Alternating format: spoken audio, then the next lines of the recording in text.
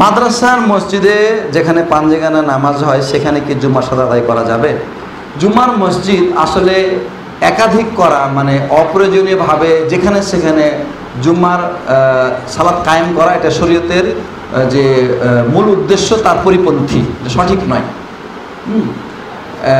হওয়া উচিত যে যত কম সালাতের জুমার মসজিদ কম হবে ততই লোকেদের সমাগম সেখানে বেশি হবে এবং ততই মুসলমানরা ঐক্যবদ্ধ প্রমাণিত হবে। এজন্যে জুমার মসজিদ একটা থাকাটা উত্তম। কিন্তু যদি যেখানে মসজিদ আছে সেখানে যদি জায়গার সংকুলন না হয়, মুসল্লিদের সেখানে ব্যবস্থা না থাকে, তখন আপনার একটু দূরে অথবা অনেক দূরে হচ্ছে এরকম যদি হয় তখন করা যাবে এবং এটা তখন করতে কোনো বাধা নেই। অথবা এক মসজিদ আছে যেখানে সরাসরি শিরকের চর্চা হয় এবং যে ইমাম সে প্রকাশ্যে শিরকের দিকে মানুষকে আহ্বান করে, যদি এরকম হয় তবে তো ওখানে তাকে বোঝানোর পরেও বা তাকে দলিল দেওয়ার পরেও সে যদি গ্রহণ না করে তখন আলাদাভাবে জুমার মসজিদ কায়েম করলে তখন কোনো অসুবিধা নেই ইনশাআল্লাহ।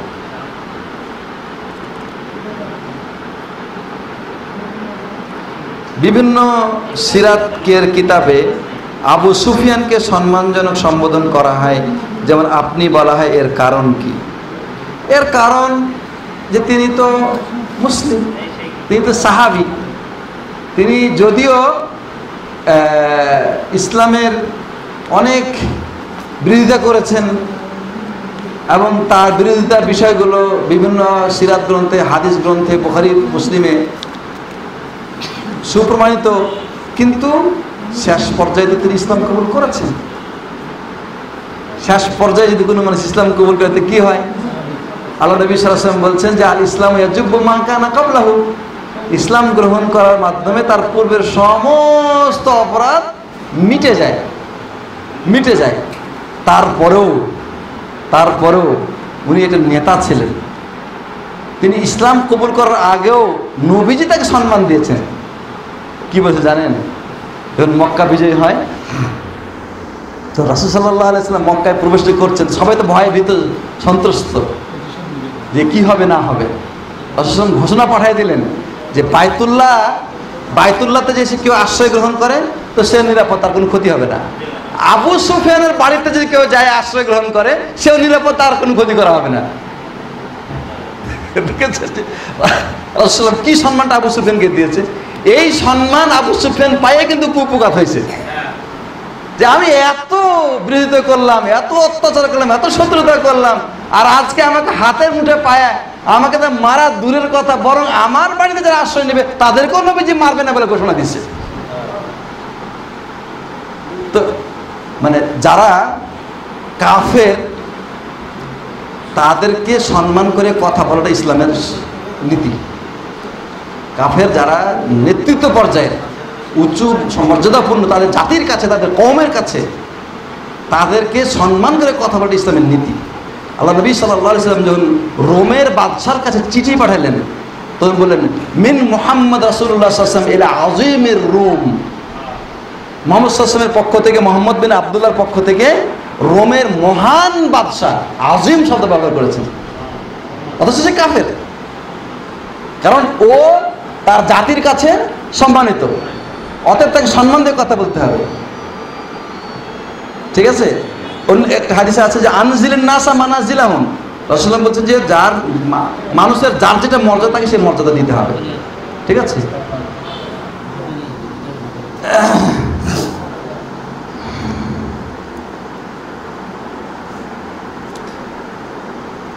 একজন লিখেছেন যে আমার প্রশ্ন হলো, নিজে আমল না করে অন্যকে দাওয়াত দেয়া বা আমল করার জন্য বলা যাবে কি? কোন হাদিস থেকে আলোচনা করবেন?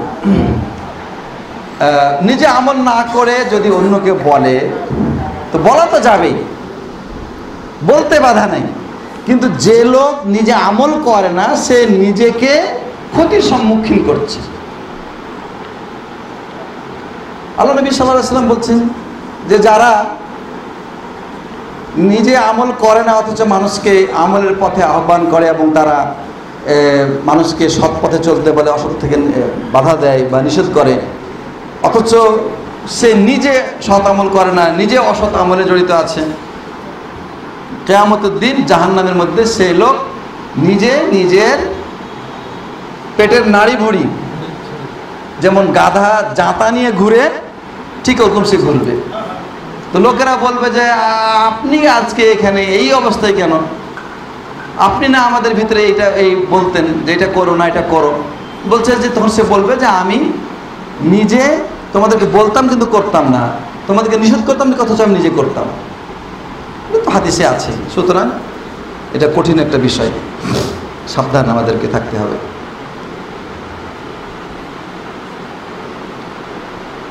একটি বড় জামাতে ফরজ সালাতের কয়েক রাকাত শেষ হয়ে গেছে। এই সময় ইমামের যদি ওযু ভেঙে যায় তাহলে ইমামের করণীয় কি?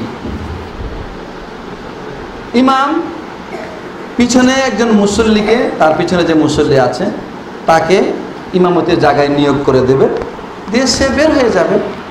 বের হয়ে গিয়ে সে ওযু করে আসবে এবং ওই ইমামের ইমামতিতে যদি সুযোগ পায় সে নামাজ আদায় করবে। আর যাকে ইমাম নিয়োগ করা হলো সে নামাজের বাকি অংশ শেষ করবে। এখন আপনি প্রশ্ন করতে পারেন যে উনি যে বিনা ওযুতে নামাজের কিছু অংশ পড়িয়েছেন, তা এতে কি মুসল্লিদের নামাজ হবে? উনার নামাজ হয়নি, কিন্তু মুসল্লিদের নামাজ হয়ে গেছে। মুসল্লিদের নামাজ হয়ে গেছে। আল্লাহ নবী সাল্লাল্লাহু আলাইহি ওয়াসাল্লাম নামাজ পড়ছিলেন, এমন সময় জুতা খুলে ফেললেন। তো জুতা খুলে ফেললেন নামাজ পড়া অবস্থায়, সাহাবীরা জুতা খুলে ফেললেন। তো পরে জিজ্ঞাসা করা হলো, তখন তিনি বললেন যে আমাকে জানানো হয়েছিল যে আমার জুতায় নাপাকি আছে, তাই আমি খুলে ফেলেছি। অথচ আল্লাহ নবী সাল্লাল্লাহু আলাইহি ওয়াসাল্লাম ওই নামাজটুকু দোহরে পড়েন নাই। ঠিক আছে। আর এখানে বলা হয়েছে যে ইমাম এর ওযু নষ্ট হয়ে গেছে, তার মানে যে নামাজটুকু পড়েছে সেটুকু তার ওযু অবস্থায় হয়েছে। মৃত ব্যক্তির লাশ নিয়ে বাড়ি থেকে বের হয়ে 40 কদম হাঁটতে হয়, 10 বার করে ঘুরে নাকি? হ্যাঁ,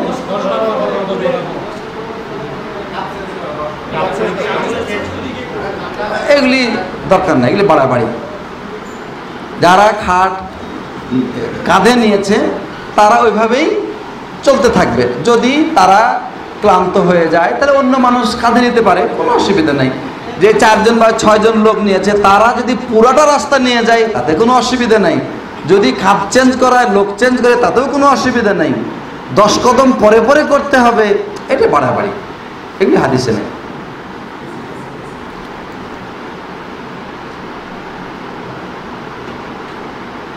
কোনো প্রাকৃতিক শব্দ, যেমন বৃষ্টির শব্দ, এই শব্দগুলো যদি বাদ্যযন্ত্রের মাধ্যমে তৈরি করা হয় তাহলে তা কি জায়েজ হবে?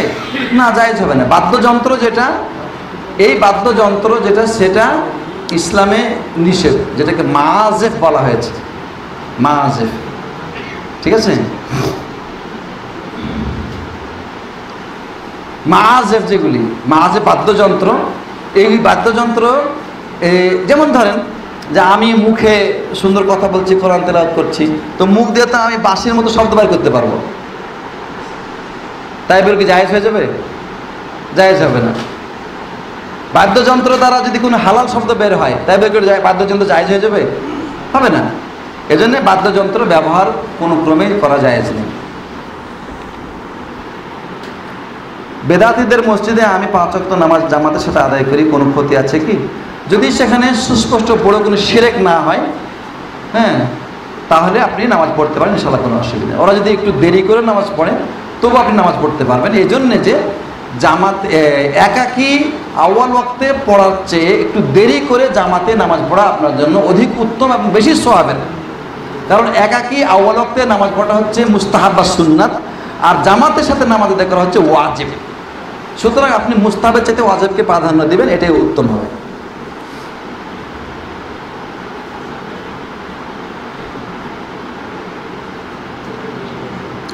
আমি যখন সহি আকীদার দাওয়াত দেই তখন সমাজপতিরা আমাদেরকে সামাজিক ও মানসিকভাবে খুব কষ্ট দিচ্ছে, এত বেশি কষ্ট দিচ্ছে যে যা ভাষায় প্রকাশ করার মতো নয়। এখন আমি কিভাবে ধৈর্য ধারণ করব? আল্লাহ নবী সাল্লাল্লাহু আলাইহি ওয়াসাল্লাম যেভাবে ধৈর্য ধারণ করেছেন, সাহাবীরা যেভাবে ধৈর্য ধারণ করেছেন, আইম্মায়ে কেরাম যেভাবে ধৈর্য ধারণ করেছেন, সেভাবে ধৈর্য ধারণ করতে হবে। এটা তো পরীক্ষা আপনার। ইমাম আহমদ বিন হাম্বল একটা বেদাতি কথা মুখে উচ্চারণ করেন নাই দেখে তাকে সরকারিভাবে নির্যাতন করা হয়েছে। আপনাকে তো সামাজিকভাবে, ওনাকে সরকারিভাবে নির্যাতন করা হয়েছে। খলিফা মামুন, খলিফা হারুন, তারপরে তাদের পরবর্তী যারা, তারা একে একে সব খলিফারাই, শুধুমাত্র তিনি এই কথা বলেন না কেন যে কোরআন আল্লাহর সৃষ্টি, কোরআন আল্লাহর কালাম বলতেন, আর ওকে বলতে বলা হতো যে কোরআন আল্লাহর কালাম না, আল্লাহর সৃষ্টি। আল্লাহ যেমন দুনিয়া, গাছ, বাতাস, চন্দ্র সূর্য, মানুষ সৃষ্টি করেছে, কোরআন এরকম আল্লাহ সৃষ্টি করেছেন। উনি বলছেন না, এটা বলা যাবে না, কোরআন আল্লাহর কালাম। এই কথাটা বলেন না দেখে ওনাকে তারা এত অত্যাচার করেছে যে প্রতিদিন 60টা করে, কোন কোন রেওয়ায়েতে আছে 100টা করে বেত্রাঘাত করা হতো প্রতিদিন।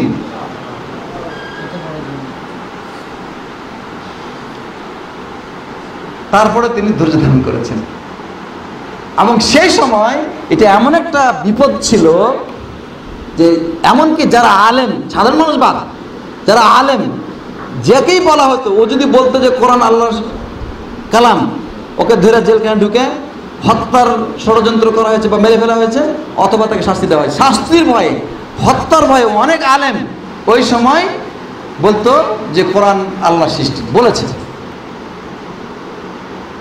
কিন্তু ওদের কোনো জিকির সমাজে নাই, আলেমদের কাছে নাই। ইমাম আহমদ বিন হাম্বল সবুর করেছেন, ধৈর্য ধারণ করেছেন, এই জন্য উনি এখন ইমাম হিসেবে আছেন। এবং ওনার এই আলোচনা হয়তো কিয়ামত পর্যন্ত এরকম থাকবে যে উনি কীভাবে এই বিপদ আপদে আকীদার ক্ষেত্রে বেদাতীদের কাছে মাথা নত না করার কারণে আল্লাহ কীভাবে তাকে সম্মানিত করেছেন। ঠিক আছে, ওই যে আমি যে ভাইয়ের কথা বললাম যে মুরাদনগরে নিজের বাড়ি থেকে তাকে বের করে দিয়েছে, আর এক জায়গায় যে স্থান পেয়েছে, সে মাদ্রাসা করেছে, এখন আলহামদুলিল্লাহ সারা বাংলাদেশে আলেম ওলামা যারা তার সহি আকীদা তাকে চিনে। তা সবর করতে হবে, সবর ছাড়া উপায় নেই। হিকমতের সাথে কথা বলতে হবে, ধৈর্যের সাথে কথা বলতে হবে, কার্য ঝগড়ায় লিপ্ত হওয়া যাবে না, মারামারিতে লিপ্ত হওয়া যাবে না। যখন দেখবেন যে তারা উগ্র হয়ে গেছে, আপনি থেকে নিশ্চুপ হয়ে যাবেন, আপনি সাথে চলে যাবেন, আপনি সময় নেবেন। এইভাবে আপনাকে হিকমতের সাথে আগাইতে হবে।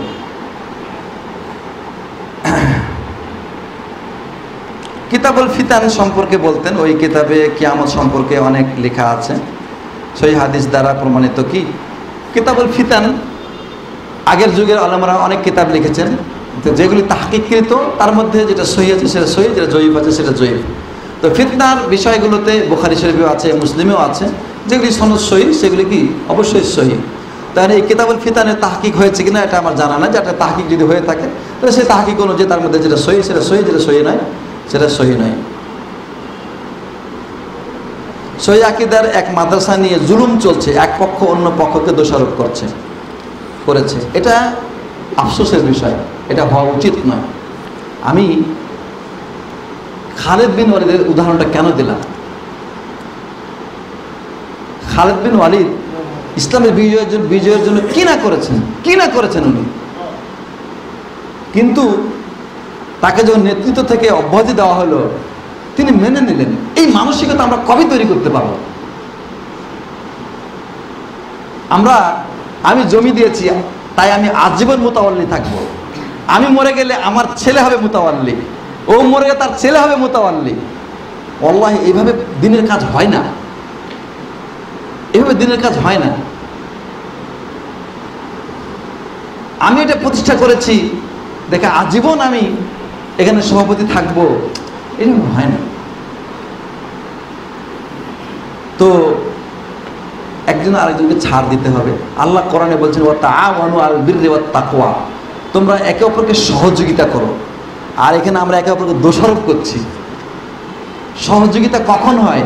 যখন আমি আমার সাথীকে আমার ভাই মনে করি, তাকে আমার নিজের রক্তের সম্পর্ক ভাইয়ের চেয়ে তাকে বেশি গুরুত্ব দেই, তখন এটা হবে যে ও আমার আকীদার ভাই।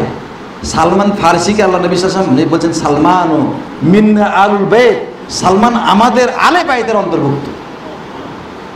আবু লাহাব নিজের চাচা রক্তের সম্পর্ক হওয়ার পরে তাব্বাত ইয়াদা আবি লাহাব নবীজি বলেছে, আল্লাহ তাকে এই কথা বলেছেন। আর সালমান তার বংশের পরিচয় নাই, হ্যাঁ, তার কোন জায়গা থেকে আসছে তার কোনো পরিচয় নেই, বলছে যে সালমান আলে বাইত, আলে বাইতের লোক।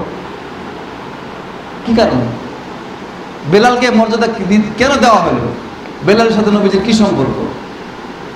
তো এই জিনিসগুলো যদি আমরা উদারভাবে না দেখি, হলো না হইলো আমার নামটা নাই আসলো, আমি ব্যাকগ্রাউন্ডে কাজ করছি, আমার কাজটা কে দেখবেন? আল্লাহ দেখবেন। লোক না দেখুক, না জানুক, কি হয়েছে তাতে? আমার কাকে খুশি করতে হবে, তাই না? আমি আমার ব্যাকগ্রাউন্ডে কাজ করে দিয়ে আমি এটাকে সফল করে দেই। আমি বলি যে আমার এই কাজের সামনে পলাশ আছে, পলাশ কিছুই করছে না, অথচ তার নামটা এখানে, সব কাজ করছি আমি, আমাকে লোক না চিনুক, এসবি মুশকিল, কি সমস্যা? আমাকে কি আমার আল্লাহ চিনবে না? কিন্তু এই মানসিকতাটা আমরা তৈরি করতে পারতেছি না। যতক্ষণ তৈরি করতে না পারবো আল্লাহে আমরা সফল হতে পারবো না। সেই জন্যে আমরা আল্লাহর সন্তুষ্টির জন্য আমাদেরকে এই বিষয়ে ছাড় দিতে হবে, ছাড় দিতে হবে। নেক কাজগুলোকে গোপন রাখার চেষ্টা করতে হবে। সালাফে সালিহিন কি বলছেন জানেন? তারা বলছেন যে তোমরা যেমন গুনাহের কাজকে গোপন রাখার চেষ্টা করো, যে মানুষ না জানুক, না দেখুক, আমাদের যুগে বা সালাফেরা তারা নেকির কাজগুলো ওরকম গোপন রাখার চেষ্টা করত, যাতে করে তাদেরকে কেউ না দেখে যে উনি নেক কাজ করছেন। আমরা দেখাইতে পছন্দ করি, ওনারা না দেখাইতে পছন্দ করতেন।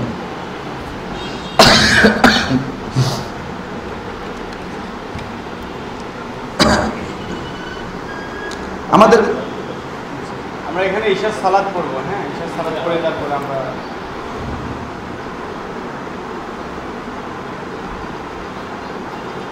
আমাদের ফেনীতে এক আলেম প্রতি শুক্রবারে কোরআনে তাফসীর করেন।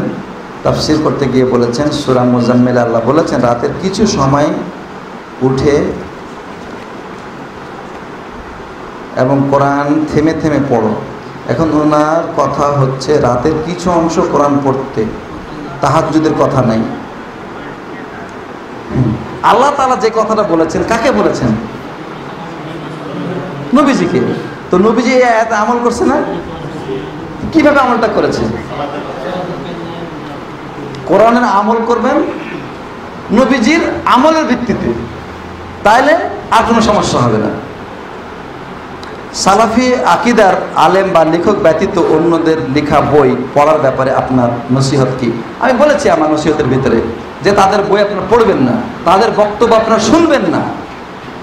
ইমাম ইবনে সিরিনের আমি উদাহরণ দিয়ে বলেছি যে ইমাম ইবনে সিরিন বিদআতি লোকের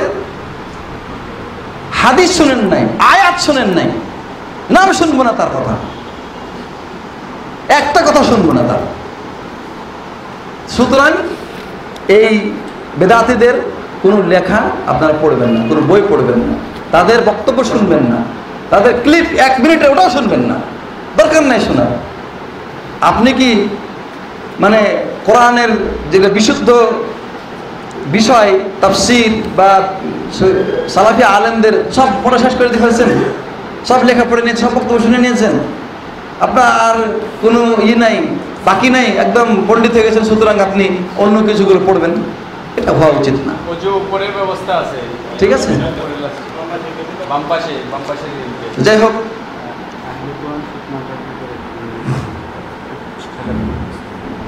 আহলে কোরআন এর ফিতনা এটা নতুন নয়, অনেক পুরানা জামানা থেকে চলে আসছে। আল্লাহ নবী সাল্লাল্লাহু আলাইহি সাল্লাম এই সম্পর্কে সতর্ক করে গেছেন। তিনি আল্লাহ তাকে জানিয়েছেন এরকম ফিতনা আসবে দুনিয়াতে, তাই তিনি তার উম্মতকে সতর্ক করে গেছেন যে যারা বলে যে এই কিতাবের মধ্যে যা আছে আমরা এটাকে গ্রহণ করব, এটাকে মানব, এছাড়া অন্য কিছু মানব না, তাদের ব্যাপারে আল্লাহ নবী সাল্লাল্লাহু আলাইহি ওয়াসাল্লাম বলেছেন যে তারা পথভ্রষ্ট। শুনে রাখো যে আল্লাহ তাআলা আমাকে যেমন কিতাব দিয়েছেন, কোরআন দিয়েছেন, আলা ইন্নী উতীতুল কোরআন ওয়া মিসলাহু মাআহু, তার অনুরূপ আমাকে আরেকটা বস্তু দেওয়া হয়েছে, সেটা হচ্ছে কি হাদিস বা সুন্নাহ। এই হাদিসগুলো তারা অস্বীকার করে, অমান্য করে। আহলে কোরআনদের ব্যাপারে আমার বেশ কিছু লেখা আছে, আমার ফেসবুকে বেশ কিছু প্রবন্ধ আমি লিখেছি। আহলে কোরআনের কিছু লোকের সাথে আমার এমনি বিতর্কও হয়েছে। তো আমি বলতাম আর কি ওদেরকে যে তুই যখন মরবি তখন তোর কি হবে, তোর লাশটা আগুনে পুড়াই দিলে তুই হিন্দু, বাক্সে ভরে মাটিতে রাখলে তুই খ্রিস্টান, আর তোকে কবরে রাখা হয় তুই মুসলিমদের কথা মানলি, তো কোনটা করবি? কোরআন দিয়ে দেখা হয়। কিন্তু তোর লাশটা কি করা লাগবে? কোরআনের আয়াত দিয়ে আমার দেখা, হ্যাঁ আছে। ওরা কিন্তু প্যাচপুচ দিয়ে কিভাবে আপনার 5 ওয়াক্ত নামাজ দেখায় আর কি। কিন্তু এই যে রাকাত সংখ্যা, কোনো সুযোগ নেই দেখানোর। বলছে যে ইব্রাহিম আলাইহিস সালাম নামাজ পড়েছে, ওই থেকে নামাজ চলে আসতেছে, নবী সাল্লাল্লাহু আলাইহি ওয়াসাল্লাম নামাজ পড়েছে, চলে আসতেছে। আরে ভাই, চলে আসতেছে, এই চলে আসাটাকে তো আমরা হাদিস বলি, কিন্তু আমরা হাদিস বলি। তো চলে আসাটা তুমি হাদিস হিসেবে চলে আসাটা গ্রহণ করে হাদিস গ্রহণ করা হয়ে গেল না? উনি ওটা মানবে না। ওইটা সমস্ত মানুষের ইজমার মাধ্যমে হয়েছে।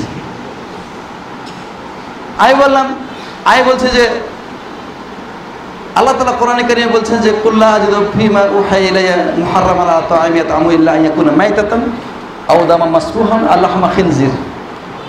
ঠিক আছে, তুই কাল থেকে বিড়ালের গোশত খাইস, কুকুরের গোশত খাবি, কুমিরের গোশত খাবি, এন্দুর খাবি, ছুঁচা খাবি। শুকর তো কোরআনে মানা আছে। শুকর বাদ দিয়ে আর একটা জিনিস বাদ দিয়ে তো কোরআনে আল্লাহ বলছে আর কোনো কিছু আমি হারাম নাই, বা আল্লাহ বলছে যে রাসূল বলছেন যে আপনি বলেন যে আর কোনো হারাম নাই, তো এগুলো খা। তো এখন ইসলাম এত সুন্দর একটা দিন যে এখানে মানুষের কল্পনা প্রসূত, মস্তিষ্ক প্রসূত, বিবেক প্রসূত কথা বলার কোনো সুযোগ নেই। আপনি যদি আহলে কোরআনকে বলেন যে কোরআন যার প্রতি নাজিল হয়েছে, যে লোকটা, উনি এই কোরআনের প্রতি কেমন করে আমল করেছেন, ওনার চরিত্রটা কেমন ছিল, তোমার জানতে ইচ্ছা করে না? ও কিন্তু বলবে যে কানা খুলুকুল কোরআন, ওই যে হাদিস যেটা আছে যে নবীজির চরিত্র হচ্ছে কোরআন। তো ঠিক আছে, কোরআনে উনি ঘুমাইতেন কিভাবে, উনি স্ত্রীর সাথে কথা বলতেন কিভাবে, উনি টয়লেট করতেন কিভাবে, উনি খানা খাইতেন কিভাবে, উনি ঘর থেকে বেরোতেন কিভাবে, কিন্তু জানতে ইচ্ছা করে না। আল্লাহ সমস্ত মানুষ বাদ দিয়ে এই লোকটাকে পছন্দ করে তার কাছে কোরআন দিলেন। তুমি যে কোরআনটাকে বলছো এটাই সব কিছু, আর অন্য কিছু নাই, আমি মানলাম এটাই সব কিছু, আর কিছু লাগবে না, কিন্তু যে লোকটার কাছে আল্লাহ এটা পাঠান, ওই লোকটার সঙ্গে জানার কোনো একটু আগ্রহ নাই? হ্যাঁ, আগ্রহ আছে। তো তোমার যদি ওই আগ্রহ থাকে তাহলে এটাই তো হাদিস, এটাই তো হাদিস। এই আগ্রহটা পূরণ করার জন্য যেই পন্থা বা যেই প্রক্রিয়া তোমার দরকার, ওটাই হচ্ছে হাদিস। আমি তো নিজের মন গড়া বানোয়াট কিছু বলতেছি না। তাদের একটা যুক্তি হলো যে যেই হাদিস কোরআনের আয়াতের সাংঘর্ষিক হবে সেটা মানা যাবে না, তাদের যুক্তিতে। এইটা যখন তারা এই যুক্তিতে মানে সফল হতে পারে, তখন তারা এই বিষয়টাকে নিয়ে আসে। মানে যখন আমি যেটা বললাম এটাতে সফল হতে পারেন, এই কথা নিয়ে আসে। তো রাসূল সাল্লাল্লাহু আলাইহি সাল্লাম কি কোরআনে বিপরীত কোনো কথা বলেছেন? কখনোই বলেন নাই। আচ্ছা, এখন তোমার স্থূল মোটা হুশে তোমার কাছে যেটা কন্ট্রাডিকশন মনে হচ্ছে, তুমি তোমার চাইতে বড় বিজ্ঞজনকে জিজ্ঞেস করো, তুমি কি কোরআন মানো না? কোরআন তো তুমি বলছো মানি, কোরআনে আল্লাহ বলেনি ফাওকা কুল্লি জি ইলমিন আলিম, ফাওকা কুল্লি জি ইলমিন আলিম, প্রত্যেক জ্ঞানীর উপরে জ্ঞানী আছে। তো তুমি জ্ঞানী ভাবছো নিজেকে, তাহলে তোমার চাইতে বড় জ্ঞানী যখন যারা আছে, যারা পরিচিত, তাদেরকে জিজ্ঞাসা করো। পূর্ব জামানার যারা ওলামায়ে কেরাম ছিলেন, যাদের এলেমের সার্টিফিকেট দিয়েছে নবী সাল্লাল্লাহু আলাইহি সাল্লাম, খায়রুন নাসি কারনি সুম্মাল্লাযিনা ইয়ালুনহুম সুম্মাল্লাযিনা ইয়ালুনহুম, 3 যুগের সার্টিফিকেট দিয়েছে, তাদেরকে জিজ্ঞাসা করুন ওনারা কি বলছেন। তাহলে তো শেষ, সমাধান ওখানে আছে। না, উনি ওগুলা মানবেন না, উনি নিজের বিবেককে কাজে লাগাবে। তো যাই হোক, ওদের বিষয়ে আমার ওই লেখাগুলোতে অনেক পয়েন্ট আমি উল্লেখ করেছি কোরআনের আয়াত দিয়ে, হাদিস দিয়ে। জি, তামিম আল আদনানী সম্পর্কে জানতে আমি বলতেছি, ওই যে কোরআনে আছে একটা মাসালা বলি, খুব মজার মাসালা, যে সূরা বাকারা 222 নম্বর আয়াতে ইয়াসআলুনাকা আনিল মাহিদ। আপনারা খুব তাড়াহুড়া করছেন চলে যাওয়ার জন্য, তো বলছে যে ওরা আপনাকে মেয়েদের ঋতু সম্পর্কে জিজ্ঞাসা করে, ঋতু যদি ঋতু হয় তখন কি করবো? তো কোরআনে আল্লাহ বলছেন কুল হুয়া আযান ফাতাজিলুন নিসা ফিল মাহিদ ওয়ালা তাকরাবুহুন্না হাত্তা ইয়াতহুরনা। যখন নারীদের ঋতু হয় তখন তোমরা তাদেরকে বর্জন করো, তাদের নিকটবর্তী হইও না যতক্ষণ তারা পবিত্র না হয়। তিনটা কথা আল্লাহ বলেছেন, তাদেরকে বর্জন করো, তাদের নিকটবর্তী হইও না, এবং পবিত্রতা যতক্ষণ তারা অর্জন না করে। কি বোঝা গেল? তাদেরকে বর্জন করা মানে কি? হ্যাঁ, যদি তার সাথে আপনি কথা বলেন, এটাকে বর্জন করা হইল? আপনি যদি তার সাথে, কোরআন বলছে নিকটবর্তী হয়ে না, আর আপনি তার সাথে বিছানায় শুয়ে আছেন, কোরআন মানা হইল? কোরআন মানা হইতেছে না। আল্লাহ বলছে যে নিকটবর্তী হয়ে না, বর্জনও হলো না। বর্জন তো করলেন, আবার নিকটবর্তী হয়ে গেলেন। তাহলে আপনি উভয় দিক থেকে কোরআনকে অমান্য করতেছেন। তো কি করতে হবে? তাহলে কি করতে হবে? ইহুদিদের মতন, হ্যাঁ, বাড়ির সাথে মানে আলাদা একটা ঘর বানাইতে হবে, যে কয়দিন তার মিন্স থাকে ওই কয়দিন তাকে ওই ঘরের মধ্যে রাখতে হবে। আমাদের সমাজে কোনো কোনো এলাকায় আছে, আমি জানি না আপনাদের এলাকায় আছে কিনা, যে গ্রাম অঞ্চলে মেয়েদের যখন এই সন্তান হয়, বাচ্চা হয়, তখন ওর, আমি জামালপুরে দেখেছি, ময়মনসিংহ জামালপুর, আমি নিজের চোখে দেখছি যে আলাদা একটা ঘর বানাইছে, ওই চতুর্দিকে ছনের বেড়া দিছে, আর উপরে একটা একটু টিন চাপাই দিছে। ওই ঘরের ভিতরে ওই মহিলাটাকে 40 দিন রাখবে, আর ওই ঘরের মধ্যে যারাই ঢুকবে, যে মহিলারা মানে পরিচর্যা করার জন্য, বের হয়ে এসে গোসল করবে। আমি নিজের চোখে দেখছি এরকম কুসংস্কার। এখন আপনাদের এলাকায় আছে কিনা জানি না, কোন কোন এলাকায় গ্রাম অঞ্চলে এগুলো আছে। তাই কোরআন যদি আপনি মানেন, আপনি অন্য কিছু মানবেন না, কোরআন যদি আপনি মানেন, তাহলে কি করতে হবে আপনাকে?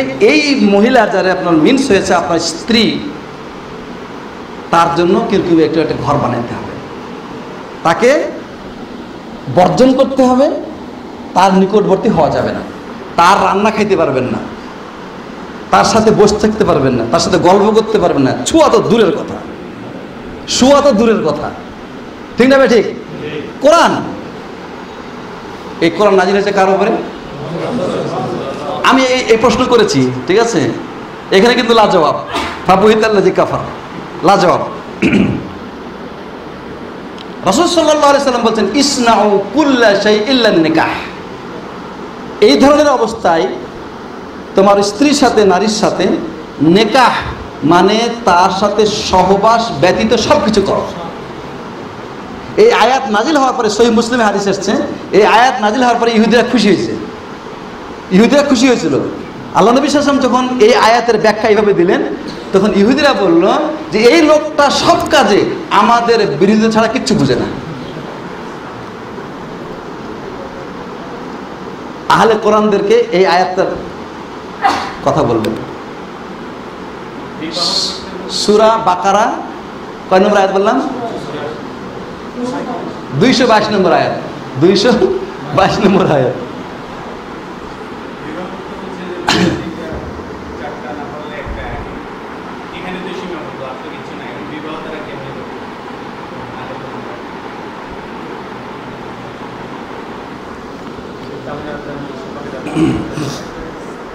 তামিম আদনানির উপরে আমার 3-4 মিনিটের একটা ভিডিও ক্লিপ আছে। তো তামিম আর আদনানি, এই লোকটার এই নামটা আমরা ইউটিউবে এবং ফেসবুকে পেয়েছি, মানুষের মুখে মুখে পেয়েছি, কিন্তু এই লোকটাকে আমরা কেউ চিনি না, কেউ তাকে দেখেনি। আমরা সাধারণ মানুষ নয়, বাদই দিলাম। আমরা হয়তো অত উচ্চ পর্যায়ে, যেমন প্রধানমন্ত্রীর চেহারা মোবারক দেখতে পারি না আমরা, তাই না? কাছে যাওয়ার আমাদের ক্ষমতা নেই। তো মন্ত্রী এমপিরা তো প্রধানমন্ত্রীর কাছে উঠে বসা করে। তামিম আদনানি, আমরা নয় ছোটোখাটো মানুষ নাই, তার কাছে আমরা যাওয়ার আমাদের সুযোগ নেই, কিন্তু যারা উচ্চ পর্যায়ের ওলামায়ে কেরাম তারা তো আশা করি তার সম্পর্কে জানবে বা তার সম্পর্কে বলবে। কয়েকদিন আগে আমি টাঙ্গাইল গেছিলাম, তো একজন লোকের হঠাৎ করে ওই ফেসবুক থেকে ইউটিউবে আমার ওই ক্লিপটা বাইর করছে, করার পরে বলছে আপনি অনেক বড় একটা ভুল করেছেন। আপনি চিনেন না, আপনি চিনেন না, এটা আপনি বলবেন যে আমি চিনি না, কেউ চিনে না, সে বাতিল, আপনি এটা কেন বলেছেন? তাই বলে বলছে ঠিক আছে, হতে পারে আপনার কথা ঠিক, তা কে চিনে আপনি আপনি আমাকে তার নাম বলেন। তাই ওই আলেমকে আমি চিনব, কোন আলেম তাকে চিনে সে আলেমের নাম বলেন। তোমার বলছে যে যদি ওই আলেমের নাম বলে আপনি তাকে তার নাম পুলিশকে দিয়ে দেন। ওরে আল্লাহ, যদি কোন গর্তের আলেম তাহলে। বাংলাদেশের যারা প্রথিতযশা, নির্ভরযোগ্য, গ্রহণযোগ্য, সহি আকীদার আহলে হাদিস বা অন্যান্য সহি আকীদার যে সমস্ত আলেমরা আছে, তাদের কার কাছে সে পরিচিত? ইমাম মালিক রহমতুল্লাহ আলাইহি বলেছেন, কথাটা খুব ভালো করে মনে রাখেন, যে আমি মদিনায় ততক্ষণ পর্যন্ত দার্স শুরু করিনি, ততক্ষণ পর্যন্ত ফতোয়া দেওয়া শুরু করি, যতক্ষণ পর্যন্ত মদিনার 70 জন আলেম আমাকে অনুমতি না দিয়েছে যে তুমি দার্স করো, তুমি ফতোয়া দাও। ওলামাদের তাজকিয়া, আলেম হওয়ার জন্য ওলামাদের তাজকিয়া অত্যন্ত জরুরি। ইমাম বুখারীর মতো মানুষ সহিহ বুখারী লিখেছেন 16 বছর ধরে। প্রতিটি হাদিস লেখার আগে উনি গোসল করতেন, ইস্তেখারা করতেন, তারপরে লিখতেন।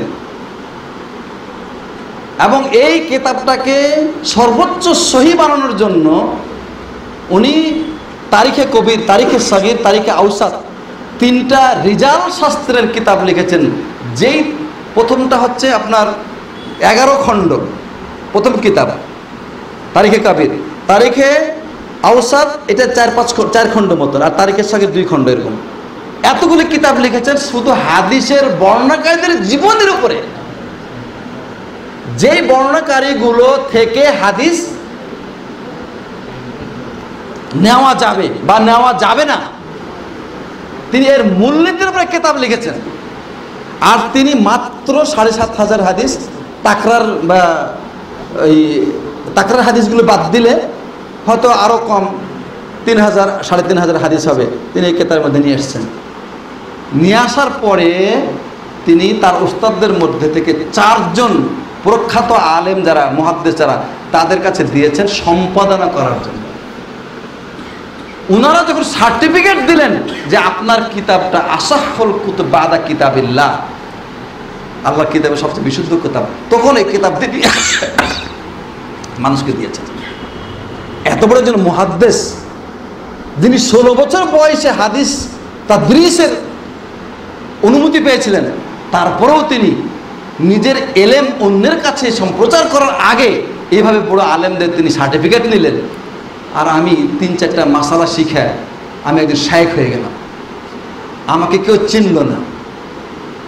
ইমাম মুহাম্মদ বিন সিরিনের আলোচনা একটু আগে করলাম, তিনি বলেছেন ইন্না হাযাল ইলমা দীন ফানজুরু আম্মান তাখুযু দীনাকুম। এই এলেমটা হচ্ছে দ্বীন। তোমরা একটু যাচাই করে নিও যে কার কাছ থেকে তোমরা এলেম নিতেছ। যার কাছ থেকে এলেম নিতেছ সেই লোকটা কে, তার সম্পর্কে তোমরা যাচাই করে জেনে নিও। ইমাম আল মিজ্জি তিনি কিতাব লিখেছেন তাহজিবুল কামাল, 35 খণ্ড কিতাব। হাদিসের কিতাব 35 খণ্ড আছে, শুনেছেন কেউ? হ্যাঁ, 20 খণ্ড মুসনাদ আহমদ। কিন্তু 35 খণ্ড কিতাব লিখেছেন ইমাম মিজ্জি তাহজিবুল কামাল। সেই কিতাবের ভিতরে কি আলোচনা আছে জানেন? যারা এলেম বিতরণ করে তাদের পরিচয়, এলেম বিতরণকারীদের পরিচয়, মানে হাদিসে বর্ণনাকারীদের পরিচয়। এই লোকটা কে, তার বাপের নাম কি, তার দাদার নাম কি, কোন বংশের, তিনি কার কাছ থেকে এলেম নিয়েছেন, ওর কাছ থেকে কারা এলেম নিয়েছে, উনার সম্পর্কে তার সমসাময়িক কোন মুহাদ্দিস কি মন্তব্য করেছে। এত সোজা না, এটা এলেম, এটা দিন। সলিমুদ্দিন কলিমুদ্দিন কেউ আসা সুন্দর মুখ ভর্তি করে মজায় মজায় কথা বলবে, আর আপনি সেটা নিয়ে নেবেন, অথচ তার সঙ্গে কিছুই জানবেন না। এটা দিনের ব্যাপারে আপনি কখনোই দিনকে আপনি নিরাপদ জায়গা থেকে আপনি নিলেন না। এই জন্য নিরাপদ জায়গা থেকে আপনি দিন নিতে হবে, ঠিক আছে? সুতরাং যে লোকের এলেমের কোনো পরিচয় নাই, তার ওস্তাদের কোনো পরিচয় নাই, যার সম্পর্কে ওস্তাদের কোনো সার্টিফিকেট নাই, রিকমেন্ডেশন নাই, তাকে আলেমরা কেউ চিনে না, নির্ভরযোগ্য আলেমরা কেউ চিনে না, সে যতই সুন্দর কথা বলুক না কেন তার কাছ থেকে ইলম নেওয়া যাবে না। আমি সালাফদের উদাহরণ দিয়ে দলিল দিয়ে আপনার সঙ্গে কথা বললাম। তারপরে যদি আপনারা বলেন যে ও তো সুন্দর কথা বলে, কোন হাদিস দিয়েই তো কথা বলে, ঠিক আছে, আমি আপনাকে বলবো একটা কাদিয়ানি গোলাম আহমদ কাদিয়ানী অনুসারীরা কোরআন হাদিস ছাড়া বাহিরে একটা কথাও পায় না। গিয়াসউদ্দিন তাহিরি, আবু সুফিয়ান কাদেরি, নুরি কাসেমি, অসংখ্য অগণিত এরকম আছে, তারা কোরআনে আয়াত হাদিস ছাড়া কোনো কথা বলে না। ওগুলো শুনে, ওগুলো মানে কি সমস্যা? হ্যাঁ, সুতরাং আপনাকে নির্ভরযোগ্য আলেমদের সাথে থাকতে হবে, যার সম্পর্ক থাকবে নির্ভরযোগ্য আলেমদের সাথে, তার সাথে থাকতে হবে আপনাকে। আমি আব্দুল্লাহ কাফি কোরআন হাদিসে দু একটা কথা বললাম, আপনি মেনে নেবেন তা নয়। আমার সম্পর্ক কার সাথে আছে, আমি কার সাথে চলাফেরা করি, কোন আলেমদেরকে পছন্দ করি, কোন আলেমদের কাছে এলেম নিয়েছি, ওটা আপনি জানতে হবে আমার বিষয়ে। এটা আমানত। হ্যাঁ, আপনি বাজারে যাইবেন, জিনিস কিনবেন, আর আপনি খোঁজ নেবেন না এটা কি মেড ইন জিনজিনা না মেড ইন জাপান, এটা অরিজিনাল কি অরিজিনাল, টিকসই হবে কি হবে না, এখানে যে স্টিকার দেওয়া আছে এটা স্টিকারটা অরিজিনাল না, এটা ডুপ্লিকেট ঘষে মেলে আবার লিখছে। কত পরীক্ষা করতে জানেন গো, কত পরীক্ষা করতে জানেন, অথচ দিন সম্পর্কে কোনো পরীক্ষায় জানেন না। আপনি দিনের ব্যাপারে আপনি এত অন্ধ, হবে না। আর এই ব্যাপারে তখন আমরা অত কিছু করার পরে তখন জিজ্ঞাসা করি যে পলাশ আপনার তো এরকম দোকান আছে, আপনি তো জানেন এটা কি মেড ইন জাপান সত্যিকার অর্থে? এই যে এখন কিন্তু কিছু জিনিস পাওয়া যায় খোদাই করে লেখা আছে মেড ইন জাপান, অথচ জাপানি না ওটা। এটা শুধুমাত্র একমাত্র দোকানদার বলতে পারবে, একমাত্র দোকানদার বলতে পারবে। ও জানে সৌদি আরবে আমরা এগুলো দেখেছি। আমি নবপুরে একজন আমার পরিচিত কুমিল্লার লোক, উনি একটা ভালো দোকান করে, উনি বলছে যে কিছু কিছু জিনিস আছে, আমরা লোহার জিনিস আমরা বিক্রি করি, তো একমাত্র দোকানদার ছাড়া কেউ বলতে পারবে এটা অরিজিনাল জার্মানের না, এটা অরিজিনাল বাংলাদেশের, অথচ জার্মানের সিল মারা আছে, একদম খোদাই করে লেখা আছে মেড ইন জার্মান। তো এই জন্যে এলেমের বিষয়ে আপনাকে নির্ভরযোগ্য আলেম যারা, হ্যাঁ, তাদের সার্টিফিকেট নিতে হবে, তাদের সাথে সম্পর্ক থাকতে হবে। ওই আলেম সম্পর্কে অমুক আলেমরা চিনে কিনা, তাকে রিকমেন্ডেশন দিয়েছে কিনা, এটা আপনাকে জেনে নিতে হবে, এছাড়া উপায় নেই, ধোকা দিয়ে দিবে আপনাকে। আর তাছাড়া ওই লোক তো সুস্পষ্ট ভাষায় সে বলেছে যে জঙ্গি সংগঠন যেগুলো আছে আল কায়দা বা ইত্যাদি, আমি তাদের সাথে জড়িত, সে সুস্পষ্ট ভাষায় বলেছে। ওসামা বিন লাদেন বা এরকম যারা আছে তাদের সাথে তার সম্পর্ক, যাদের সম্পর্কে ইমাম আব্দুল আজিজ বিন বাজ, শেখ ইবনে উসাইমিন বা সালেহ ফওজান যারা তাদেরকে খারেজি হিসাবে আখ্যা দিয়েছে। তা আপনার কাছে বিন লাদেন বেশি বড় নাকি বিন বাজ বেশি বড়? আপনি যদি এলেম না থাকে অন্তত আপনি আলেমের দিক থেকে দেখেন যে কোন আলেমটা বেশি বড়, তাই না? ও উনি অস্ত্রের কথা বলে না, উনি অস্ত্রের কথা বলে, অস্ত্রের কথা বললেই বড় হয় নাকি? আমি এই তামিম আদনানি এবং তার অনুসারী যারা আছে মুজাসসিমউদ্দিন রহমান ইত্যাদি, তাদের কাছে একটা প্রশ্ন রেখে যায়, আপনারা রেকর্ড করেন, যে তারা বাংলাদেশের মাটিতে অস্ত্রের জিহাদ করে, তাদের এই জিহাদের দলিল কি? আল্লাহ নবী সাল্লাল্লাহু আলাইহি সাল্লামের সমাজে কাফের ছিল, মুনাফিক ছিল, ঠিক না ঠিক?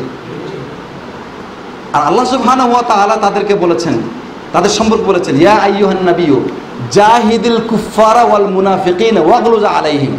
সূরা তাওবাতে আছে এবং সূরা মুনাফিকুন, দু জায়গায় এই কথাটা আছে যে হে নবী, আপনি কাফেরদের বিরুদ্ধে জিহাদ করুন এবং মুনাফিকদের বিরুদ্ধে জিহাদ করুন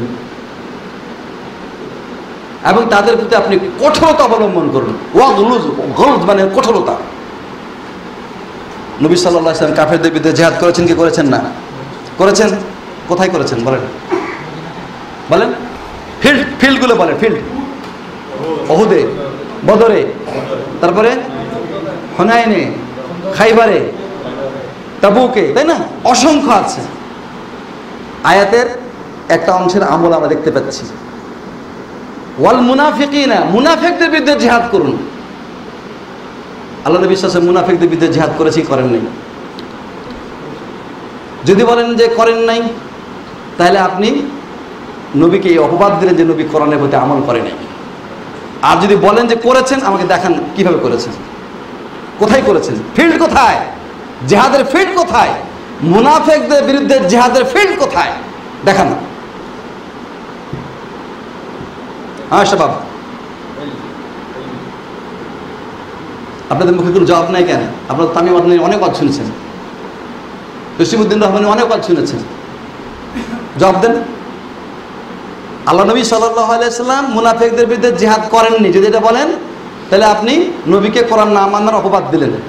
আর যদি বলেন যে উনি জিহাদ করেছেন, তাহলে আপনার কাছে আমার প্রশ্ন, নবীজির মুনাফিকদের বিরুদ্ধে জিহাদের ফিল্ড কোথায়? মুনাফিকদের বিরুদ্ধে জিহাদের অস্ত্রের ঝনঝনানি কোথায়? বোমা মেরে উড়িয়ে দাও কোথায়? আছে? আছে? নাই। তাদের বিরুদ্ধে অস্ত্রের জিহাদ হয়নি।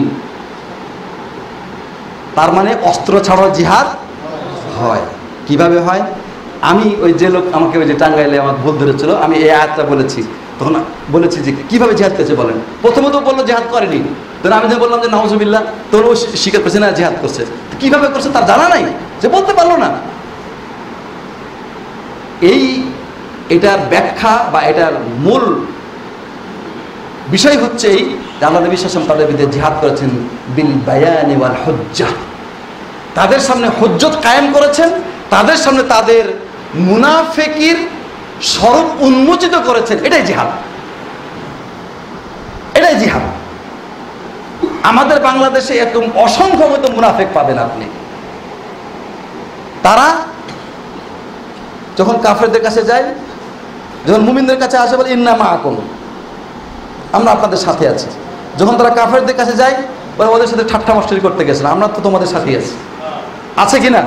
যদি আপনারা আন্দোলন শুরু করেন যে উনি কাফেরদের কাছে এই সমস্ত কথা কইছে, তখন উনি আপনাকে বলবে যে আমরা এইভাবে ইবাদত করি, আমরা মসজিদে এই দেই, আমি নিজে নামাজ পড়ি, আমি নিজে হজ করি, আমি সব করি।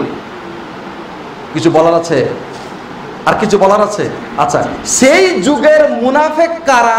আল্লাহ তাআলা কোরআন নাজিল করে নবীকে ওহী দিয়ে স্বচক্ষে নাম ধরে ধরে বলে দিয়েছে এর একটা মুনাফিক।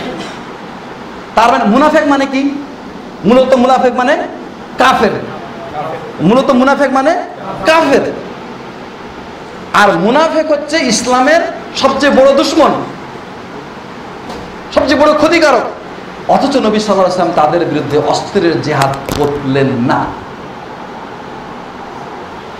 সুতরাং রাসূলুল্লাহ সাল্লাল্লাহু আলাইহি ওয়াসাল্লাম এই আয়াতের প্রেক্ষাপট, রাসূল সাল্লাল্লাহু আলাইহি ওয়াসাল্লামের আমল, এর কারণে মুসলিম সমাজে মিশে থাকা যে সমস্ত মুনাফিকরা আছে, যাদের আমরা নাম জানি না, তাদের অন্তরের খবর জানি না, কিন্তু তাদের কাজের কিছু নমুনার কারণে আমরা ধারণা করছি সে মুনাফিক, তাদের বিরুদ্ধে অস্ত্রের জিহাদের কোনো সুযোগ নেই, কোনো সুযোগ নেই। যদিও সুস্পষ্ট দলিল বলছে সে কাফের, সুস্পষ্ট দলিল বলছে সে কাফের, কিন্তু তার বিরুদ্ধে এই অস্ত্রের জিহাদের কোনো সুযোগ আপনার কাছে নাই। যদি আপনি এরকম কোনো সুযোগ তৈরি করেন, তাহলে আপনি নবীর চাইতে আয়াত বেশি বুঝে ফেললেন, নবীর তরিকাতে আপনি বের হয়ে গেলেন। এবং আমি বিশ্বাস করি যে এই পথভ্রষ্ট এই দলের এই নেতারা, তারা এইভাবে মানুষকে তারা গুমরাহ করছে, তারা আল্লাহর আয়াতের অপব্যাখ্যা করছে এবং নবীর তরিকা তারা মানে অপব্যাখ্যা করছে, মানুষ কীভাবে পথভ্রষ্ট করছে। আমি জানি না বিষয়টা বুঝাতে পারলাম কিনা আপনাদেরকে। যাই হোক, এ পর্যন্তই। জাযাকাল্লাহু খাইর। জাযাকাল্লাহু খাইরান ওয়া বারাকাল্লাহু ফিকুম।